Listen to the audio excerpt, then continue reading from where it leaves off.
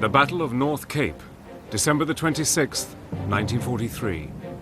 The Royal Navy's fast cruiser HMS Belfast goes into action against one of Nazi Germany's most powerful warships, the battlecruiser Scharnhorst, armed with a battery of 11-inch caliber guns. Fought in the dark, in the icy waters of the Arctic Ocean, this epic confrontation would be the Royal Navy's last great battle at sea. It would be a fight to the death. I was down below water level, and there's where I stayed for 12 hours. I didn't want to die, basically. I'm honest about it. I didn't want to die. On June the 6th, 1944, Belfast again makes history as she fires the opening shots of the D-Day invasion. We were about to embark on the biggest military operation the world had ever known.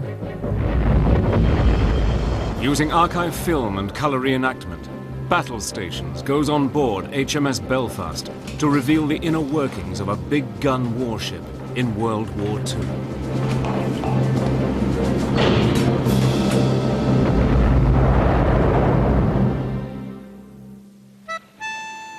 For centuries, victory in a sea battle depended on a combination of big guns and heavy armour. In the days of sail, warships would pound each other to pieces at very close range with a steady barrage of cannon fire. Their massive wooden hulls were strong, but timber was no match for iron cannonballs. In the 20th century, everything changed. Wood and sailcloth were replaced by steel and steam. Cannonballs by armor-piercing shells fired from huge guns mounted in rotating turrets, giving a wide arc of destructive firepower at very long range.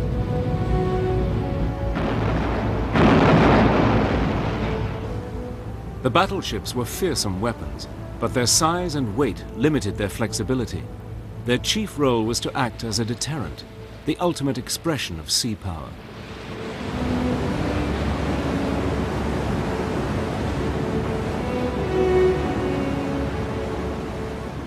To protect Britain's vast empire, the Royal Navy relied on a large fleet of fast cruisers. They were much smaller and more agile than the great battleships, with lighter armor and smaller guns. But their speed meant that they could be deployed very quickly to remote trouble spots. But by the mid-1930s, tensions were growing closer to home in Europe as Nazi Germany began to rearm. The German Navy began building a series of big gun warships. Many of their names would go down in history: the Bismarck, the Tirpitz, and the Scharnhorst. Great Britain responded with its own shipbuilding program. In May 1936, the Admiralty ordered a new and improved cruiser to be named HMS Belfast. She carried 12 6-inch guns in 4 turrets, 2 at each end of the ship. They had a rapid rate of fire and a range of more than 14 miles. On each side of the main superstructure, there were 3 torpedo tubes and 3 smaller gun turrets, mounting the secondary armament of 4-inch guns. The hull was protected by a 4-inch thick belt of steel armor plating. Top speed was an impressive 32 knots, about 36 miles per hour. HMS Belfast entered service with the Royal Navy on the 5th of August 1939. Now she needed a crew. I was full of adventure. I wanted to do things, and the Navy seemed a good way to get in there. And also, I had a feeling that there was going to be a war. And if there was going to be a war, I wanted to decide where I was going to go. And I fancied the sea. You come to join the Navy? I have joined. Good for you. Well, it's not a bad sort of life. For her very first crew, joining the brand new cruiser HMS Belfast was a memorable experience. When you get a new car, nobody's had their hands on it. It's yours. And that was the same thing with the Belfast. It was mine. John Harrison found himself in charge of A and B 6-inch gun turrets. It was something to be on a ship of that size, so brand new, with all these modern things. And I went along to the turrets. They were magnificent. It was a very thrilling experience to be presented with this power. I thought to myself, when you look at these turrets, there's 3 guns there. They're capable of firing 14 miles. I've got a powerful beast here. And those guns would soon need to be ready for action. Barely a month after HMS Belfast was commissioned, Britain was at war with Germany. The first action was at sea. Enemy sighted. This is what they've been waiting for. Action stations. Open fire!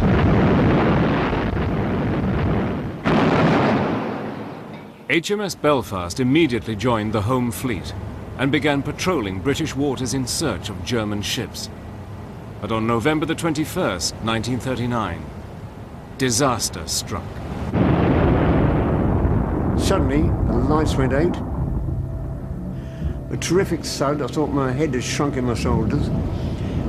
There was a terrific uplift. All of the ship was bouncing. Well, you don't do that with a ship of that size. And everything went dead quiet. And the QO said, "Christ, Chief, what was that?" Belfast had become the first victim of a new German secret weapon, the magnetic mine. I could hear groans, creaks, shudders, proving that there was no keel left underneath A and B turrets. HMS Belfast was so badly damaged that the Navy even considered scrapping the brand new ship rather than attempting to repair her. It was finally decided that the cruiser should be saved, but major repairs would keep her out of the war for over 3 years.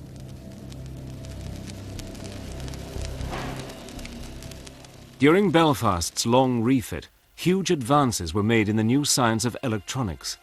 A crucial new weapon was radar. It transmitted a powerful radio beam which bounced off the target and back to a receiving aerial. The echo appeared on a screen, indicating the target's position and range. This electronic eye revolutionized warfare. Belfast was fitted with the latest radar equipment, linked to a highly sophisticated fire control system for the guns.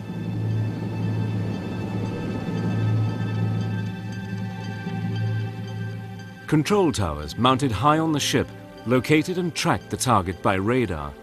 The information was fed to the transmitting station, 7 decks below, protected deep inside the armored hull.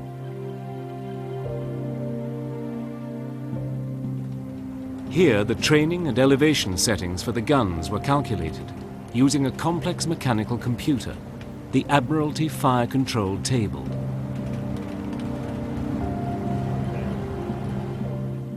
When the calculations were complete, they were relayed electrically to the guns. When all was ready, the guns were fired remotely from the control towers.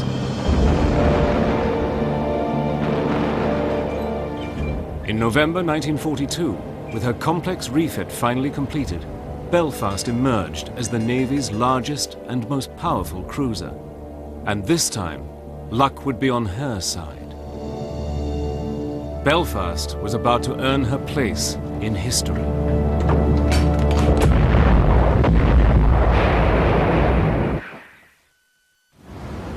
What a gigantic job confronts the Royal Navy. Shipping to be convoyed against the ever-present threat of enemy raiders. The raiders themselves to be tracked down in vast expanses of trackless ocean, which presents the old problem of the needle in the haystack. Early in 1943, HMS Belfast became the flagship of the 10th Cruiser Squadron, led by Vice Admiral Robert Burnett. Burnett was an aggressive commander. His determined defense of Arctic supply convoys to Russia had made him a popular figure with his men, and with Britain's Prime Minister, Winston Churchill. The Prime Minister seized the opportunity to call in to see the boys. With the Premier was Admiral Burnett of the famous Great Convoy to Russia. The Arctic convoy was important not only materially, but politically as well. Since the Soviet Union was holding down the bulk of the German army on the Eastern Front, the Allies knew they had to do something to show their sign of support. But sending through the convoys of vital supplies was an extremely dangerous operation. During the early war years, German surface raiders and U-boats had taken a disastrous toll on Allied shipping.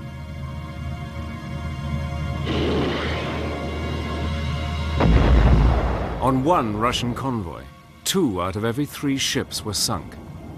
Many were lost with all hands.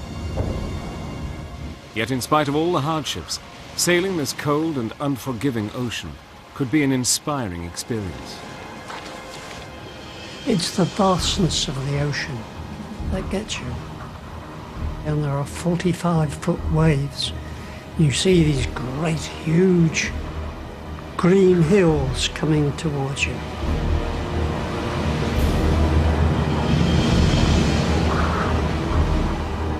You know, and you glory in the fact that the ship goes up and over this wave and down it. And you're dependent entirely upon yourselves. Belfast's crew of almost 1,000 men was packed into a space only 613 by 69 feet. Only the senior officers had the luxury of a cabin. The rest ate, worked, and slept in the same space, known as the mess deck. You're all in the same boat, more or less, and you stuck together, and if you went ashore, you stuck together, and it was one for one and one for all. You don't exactly like everybody, but you put up with everybody. You've got to. They're dependent on you, you're dependent on them. Boy, you better be friendly if anything happens. Their beds were simply canvas hammocks, a British naval tradition dating back to the days of sailing ships.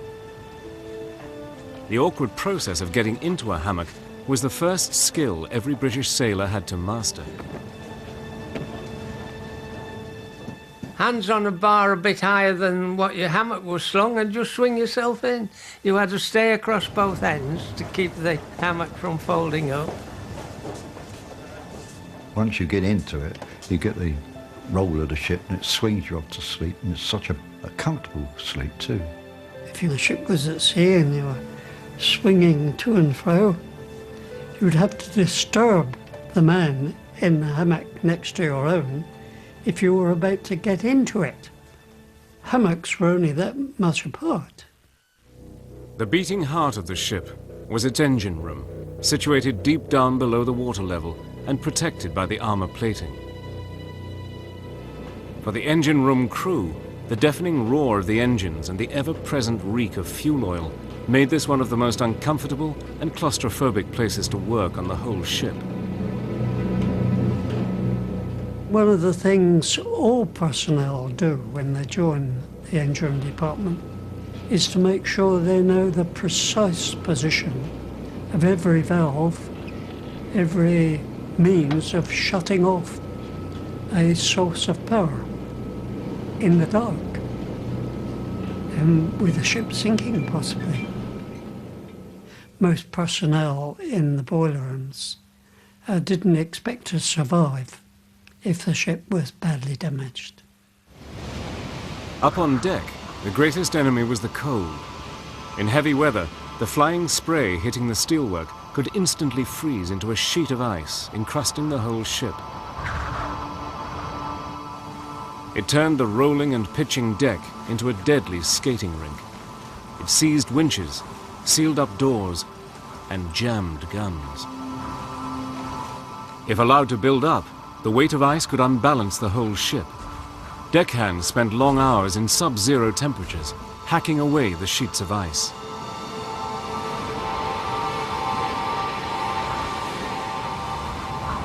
It was awful. That was the worst thing imaginable. You can't really describe this excessive cold.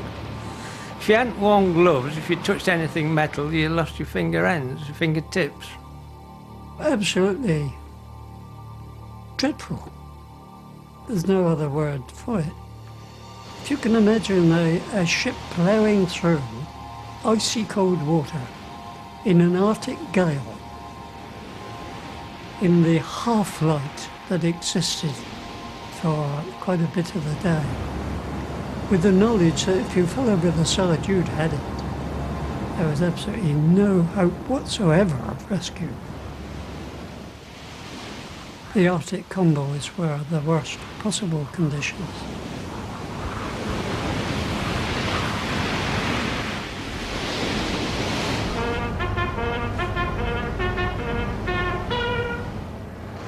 But the greatest danger of all was the constant threat of enemy attack. Aircraft would be fought off with a mass of small caliber weapons and the ship's secondary armament of 4-inch guns.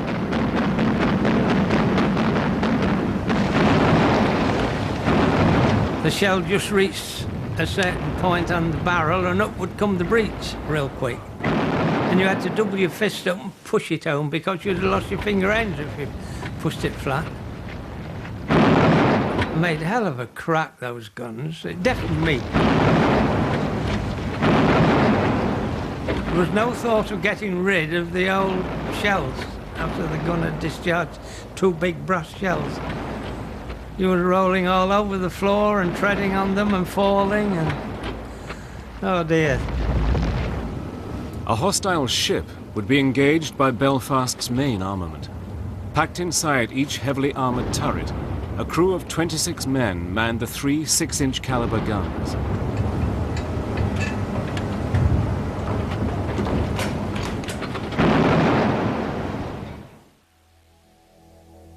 Beneath each turret was a gigantic armored cylinder called the barbette.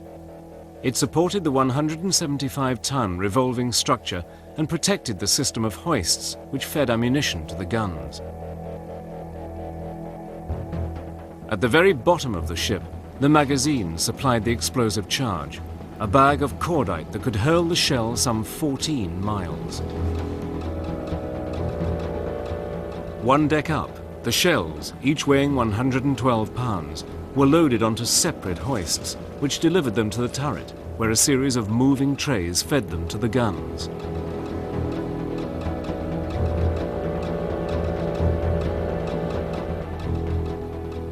The 7-man gun crews practiced the routine of loading and firing again and again, until each man could do it in his sleep. Each crew member had a single task to perform, but all had to dovetail together at exactly the right moment.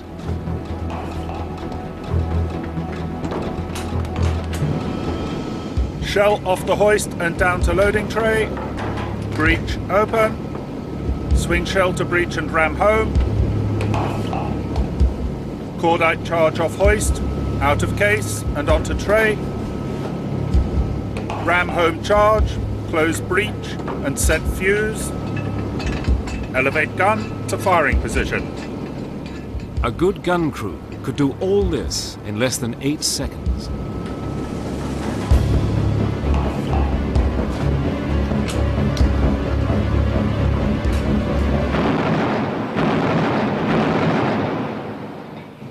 The gun crews, of course, were trained to perfection.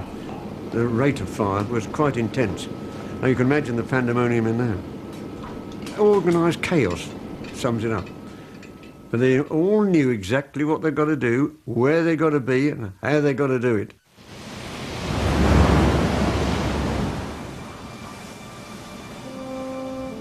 By the end of 1943, the Battle of the Atlantic had finally turned in favour of the Allies.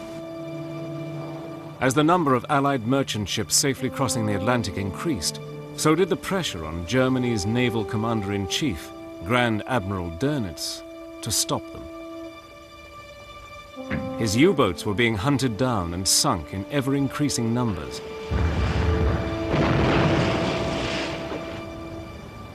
But he still had one lethal weapon in his arsenal, which the Allies had learned to fear: the battlecruiser Scharnhorst.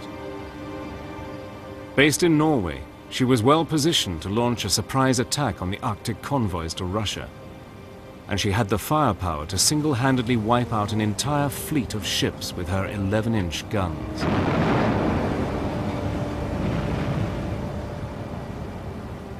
The Royal Navy knew she had to be destroyed, but any attack would need careful planning and a sufficiently attractive bait to lure her out of safe waters. In December 1943, as a fully loaded Allied convoy of merchant ships set sail from Scotland and headed for Russia, another was returning empty. The two convoys would pass each other in the Barents Sea, between Bear Island and Norway's North Cape. Admiral Dönitz was tracking their progress and decided to attack. His weapon would be the Scharnhorst. On the evening of Christmas Day 1943, she set sail, but British intelligence had decoded the German signals ordering her to sea. It was the break they had been waiting for. The Royal Navy began to prepare a massive counterattack. The Scharnhorst was about to sail into a trap. These are the ships taking from Britain the results of 1 million hours of labor in her great factories. It was sent to aid the Red Army, and it was sailed by the stoutest-hearted merchant seamen in the world. Every Allied supply ship that reached Russia helped to drive back the German armies in the east. On Christmas Day 1943, the Scharnhorst sets out to stop them. But while the Scharnhorst closes in on the convoys, the British Commander-in-Chief Home Fleet, Admiral Fraser, has already prepared his two-pronged plan of attack. Admiral Burnett would lead Force 1, formed of his 3 cruisers, Belfast, Norfolk, and Sheffield.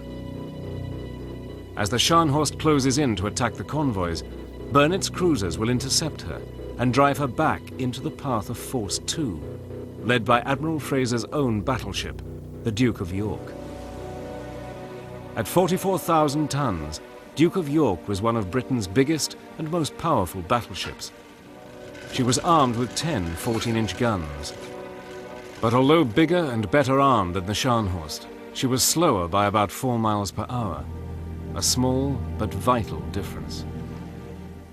In any sort of sea battle, speed is important and maneuverability is important, because if you really can't get in the proper position to launch your torpedoes or fire your main batteries, then the ultimate outcome of the battle will probably not be in your favor.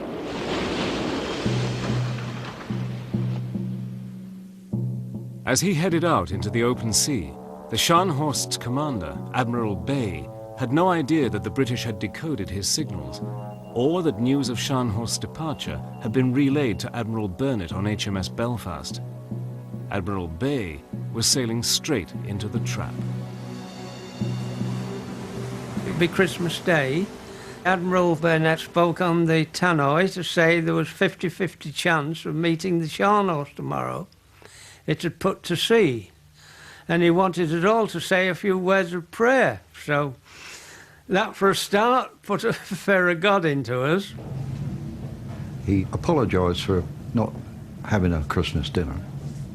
He said, but either late today or early tomorrow morning, we expect to bump into the Scharnhorst, and if there's any action, I'll lead you straight in. I felt like David and Goliath, you know. In darkness on the morning of December the 26th, Belfast's radar picks up a signal at 35,000 yards. A large vessel is heading straight towards the convoys. It is the Scharnhorst. Belfast's crew are called to action stations. Within 2 seconds, the Padre gave a short service. The next thing I knew, I was down in the port diesel compartment, right down below water level, and there's where I stayed for 12 hours.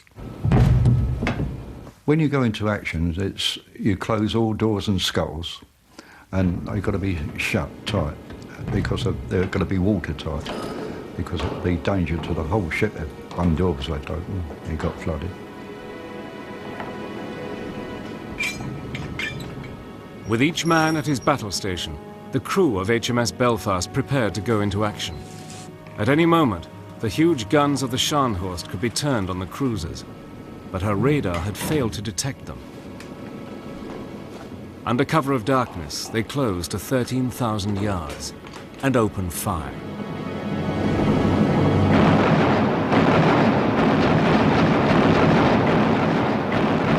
On board the Scharnhorst, Admiral Bay is caught completely off guard. his ship is rocked by an explosion as one of Norfolk's shells knocks out her forward radar. The Scharnhorst turns away at full speed and vanishes into the darkness. On Belfast, the radar plotters soon lose contact. It looks as if the carefully laid plans might fail after all, but Admiral Burnett is convinced that the Scharnhorst will return for another attempt at attacking the eastbound convoy.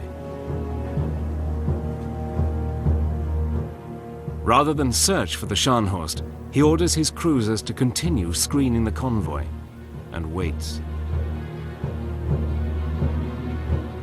After almost 2 hours of nail-biting tension, his gamble pays off.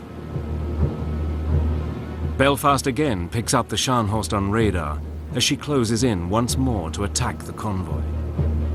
However remote you are from the bridge, you share in the agonizing that's going on there, and you share in the excitement. At 11,000 yards, all three cruisers open fire.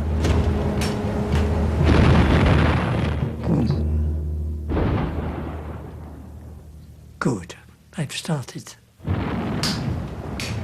But this time, the Scharnhorst did not turn and run. For 20 minutes, the battle raged. For the sailors stationed deep down below the waterline, the tension was almost unbearable. As the sounds of battle reverberated through the ship, they knew that if she went down, their fate would be sealed.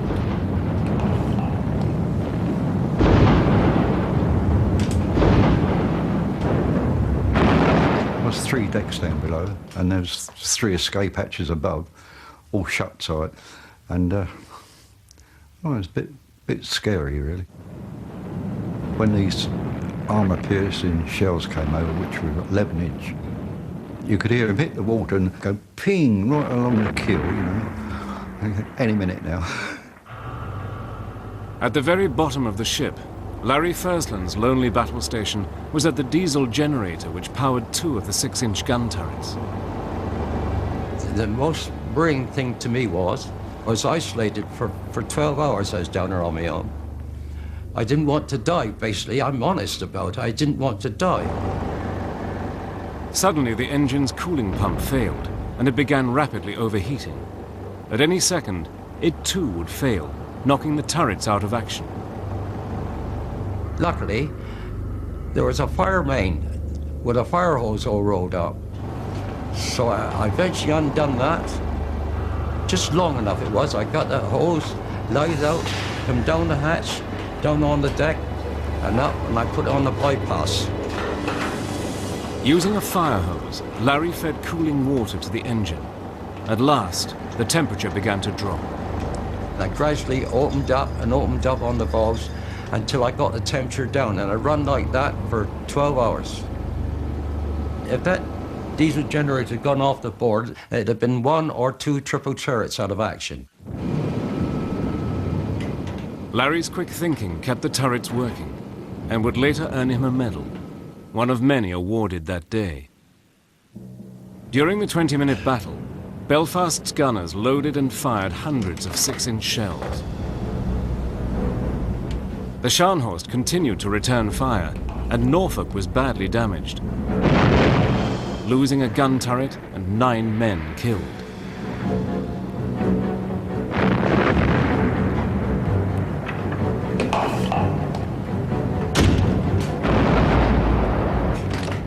Then, just as he seemed to be gaining the advantage, Admiral Bay decided to break off the action and retreated.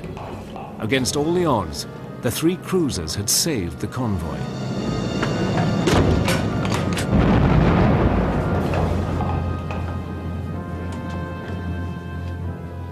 As Admiral Bay set off at full speed for the safety of his base in Norway, with Admiral Burnett's cruisers in hot pursuit, he didn't know that the battleship Duke of York, with its 14-inch guns, now lay almost directly in his path. The trap was about to close.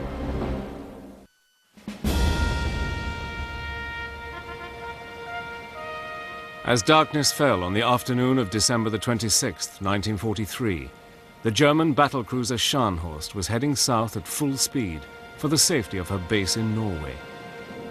Shadowing her was Admiral Burnett in his flagship, HMS Belfast. For Belfast's crew, it was a tense and nerve-wracking time. They all knew how slim their chances would be if the Scharnhorst decided to turn her massive guns against them.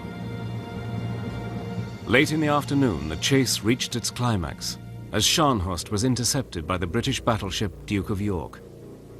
At 4:40 p.m., at a range of 6 miles, she opened fire. Scharnhorst turned north, away from her attacker, but soon ran into fire from the cruisers Norfolk and Belfast. The Scharnhorst swung round again and headed east in a desperate attempt to escape the two-pronged attack. The British onslaught continued. But the Scharnhorst was just too fast for her pursuers and soon began to pull away. Once again, she was slipping through the net.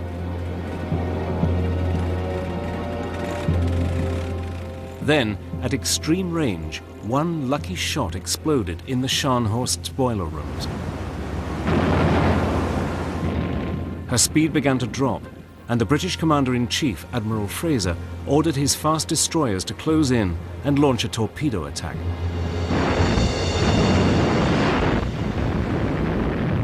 A series of devastating explosions rocked the Scharnhorst as the torpedoes found their target. Her progress slowed to a crawl. Now there would be no escape. The Scharnhorst's crew would have to stand and fight. At 6 miles range, Belfast opened fire once more, aiming her guns by radar into the blackness.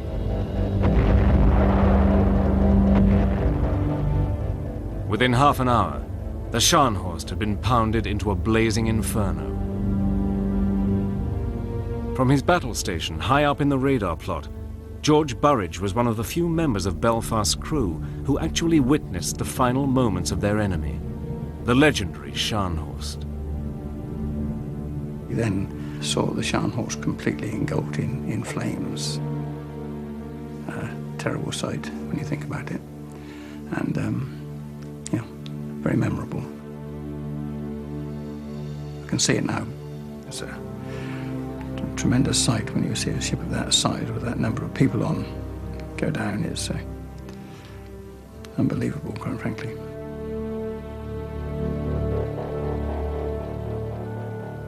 Now it was time for the final act in the drama, as Belfast closed in to fire a last salvo of torpedoes at the crippled Scharnhorst.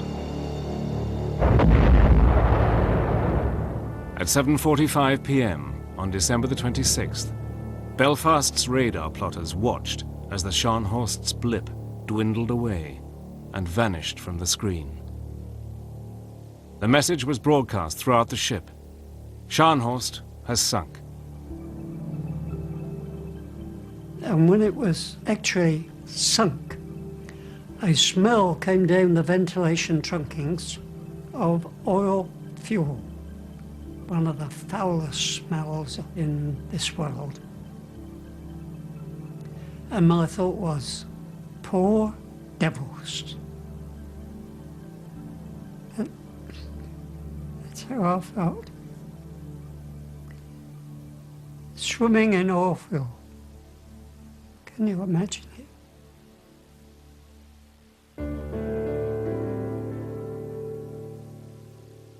Of her crew of almost 2,000 men, only 36 survivors were pulled from the freezing waters. I thought we should have picked more survivors up. I saw a signal in the signals office shortly afterwards, and it just said, take a small sample. Well, to me, that meant leave them.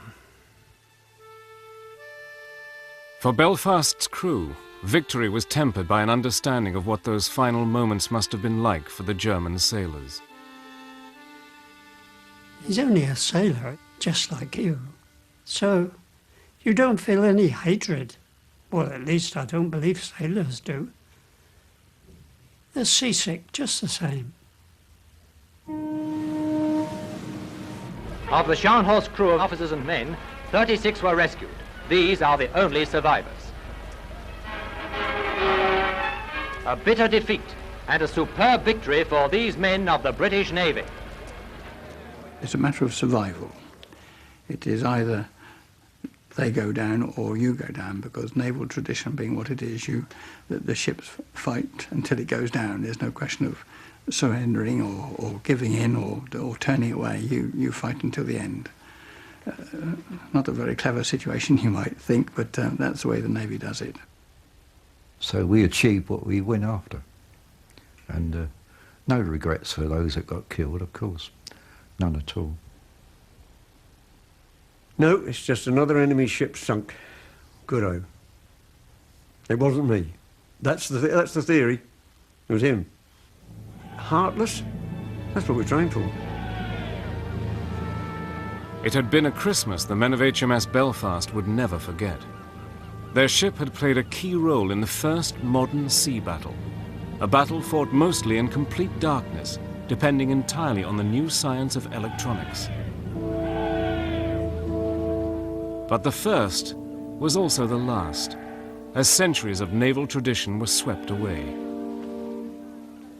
The Battle of North Cape represented really a changing of the guard as far as the Royal Navy was concerned. I mean, the Royal Navy had been built on the tradition of Nelson and Trafalgar and HMS Victory. It was the big gun battle, the gunnery duel, the broadsides against the enemy.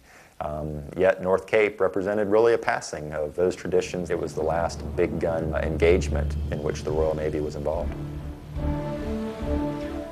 Britannia ruled the waves once more. Germany had lost the war at sea. Now she had to be beaten on land. As the new year dawned, plans for the invasion of mainland Europe were already being finalized, and HMS Belfast would be at the very heart of the greatest military offensive in world history.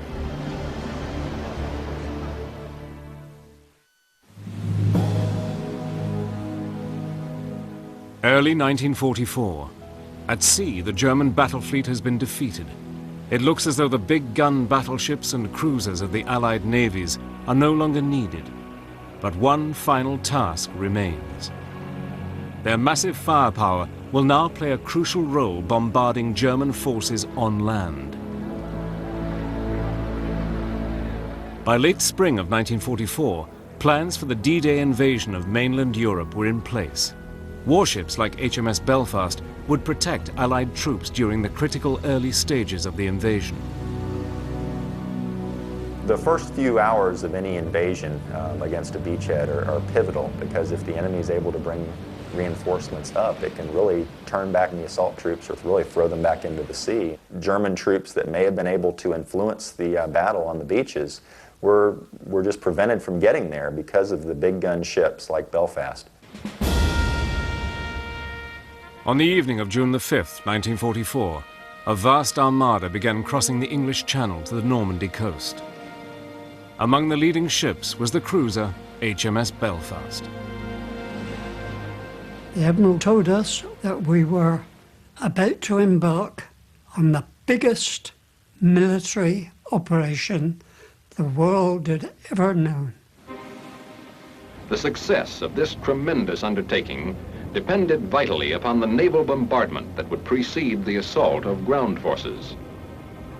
General Eisenhower said of these men, "There is no question at all as to the readiness of the troops. They are well trained, fit, and impatient to get the job started and completed."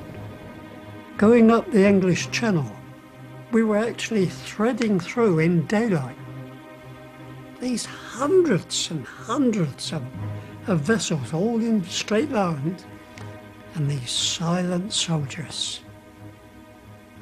One or two sailors tried to cheer, but they soon gave it up.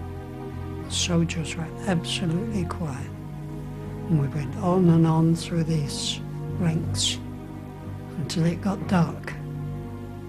Incredible sight. With the knowledge that these were the human beings who were going to go ashore.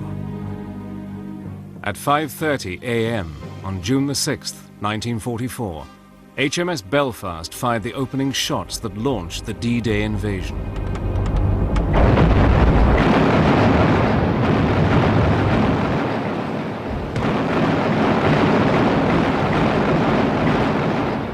shattering the dawn 90 minutes before H hour, the naval bombardment opened up.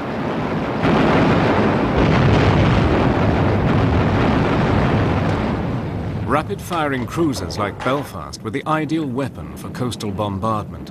With her battery of 12 heavy guns and a range of roughly 14 miles, Belfast could saturate a target and inflict enormous damage within minutes. Each gun turret could fire more than a ton of shells every 60 seconds. A broadside of all 4 turrets pulverized the German positions with a ton of shells every 15 seconds.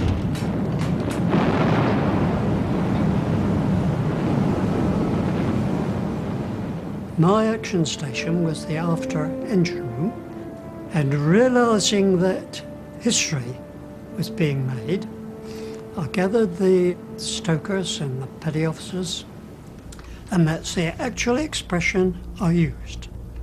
History is being made up there. And I said, if you are willing to risk your lives and want to see what's going on, it's up to you. You can go up the ladder. 2 minutes up the ladder and back. And every single man went up the ladder to have a look. And I waited till last and went up. And there was D-Day.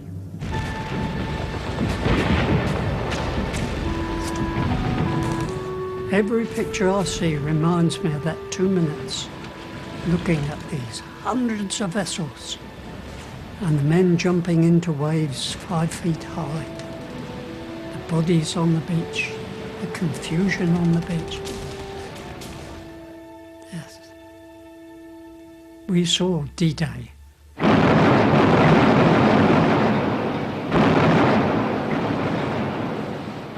German resistance remained firmly entrenched. For more than a month, Belfast continued to pound the German lines, firing thousands of shells. At last, the Allies began the breakout to the east. Within 2 days, the Germans had retreated beyond the range of Belfast's guns. And on July the 8th, she fired her last shot.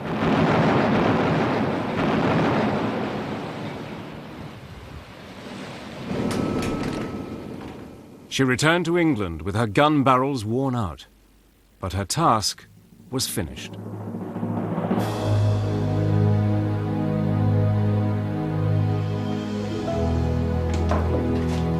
After World War II, there would be no more epic battles at sea. In the atomic age, the armored warship with its big guns soon became a relic of the past. Today, HMS Belfast is moored on the River Thames, opposite the Tower of London.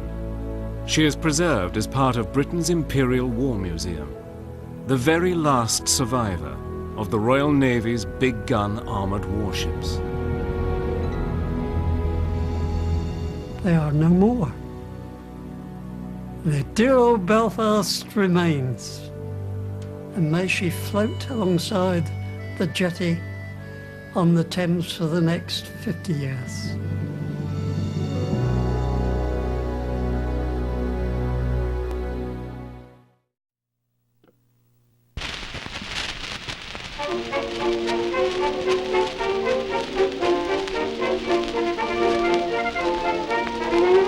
Over there, we hear of heroes who were fighting for you and me.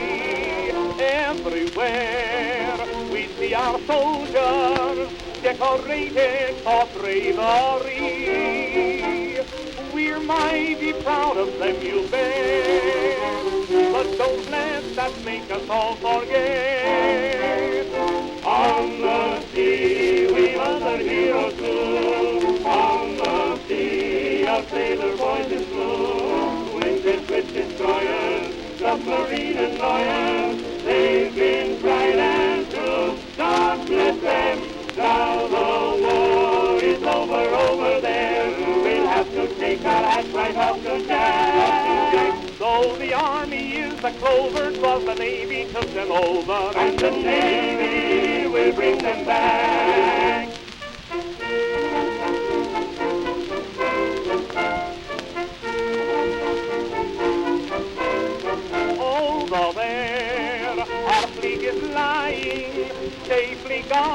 of land and sea. Everywhere our flag is flying as a symbol of liberty. We knew our boys were bound to win, but why not count the Navy in? On the sea, we've other heroes too.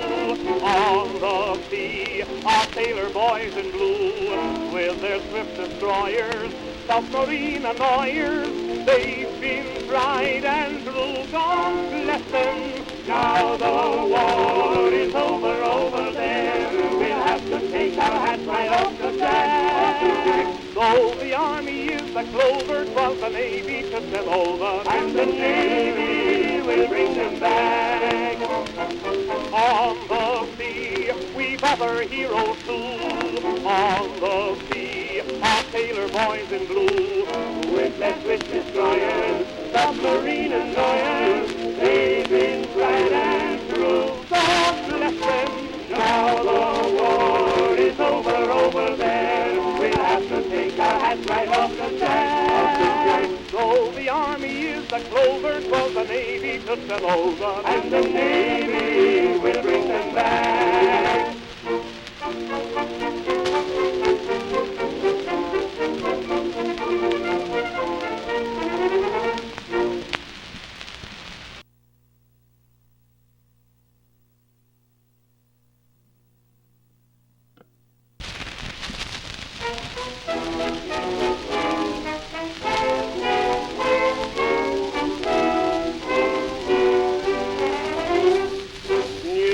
Come to us from far across the pond. Boys are coming back from over there. No more yearning for their safe returning home. Every soldier boy has done his share, Now that the fight is through, to whom is the credit due? Mother, you gave your pride and joy. Mother, you gave your boy. You sent him off with gun upon his shoulder. Lad, that your lad could be a soldier. He fought just like you want him to. He brought you peace and joy, peace and joy. Now that his fighting days are through, he belongs to you. So mother, here's your boy.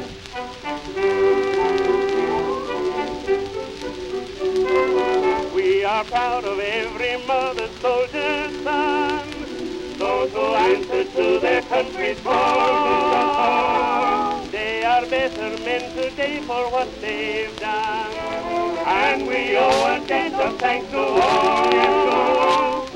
Yet there's another day, and we never shall forget. Mother, you gave your pride and joy.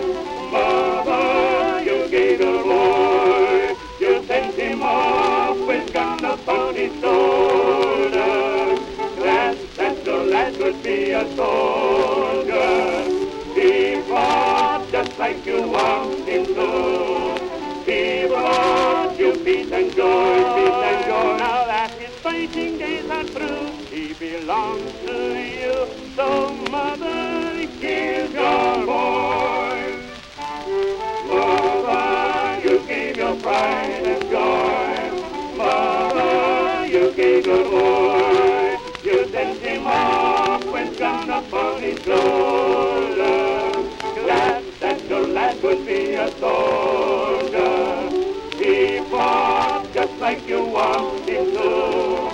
He brought you peace and joy, peace and joy. Now that his country's work is done, we return your son so much.